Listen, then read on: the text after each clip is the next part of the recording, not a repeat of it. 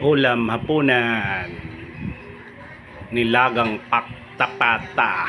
Nilagang pata.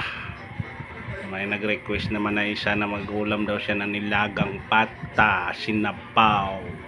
Ayan po.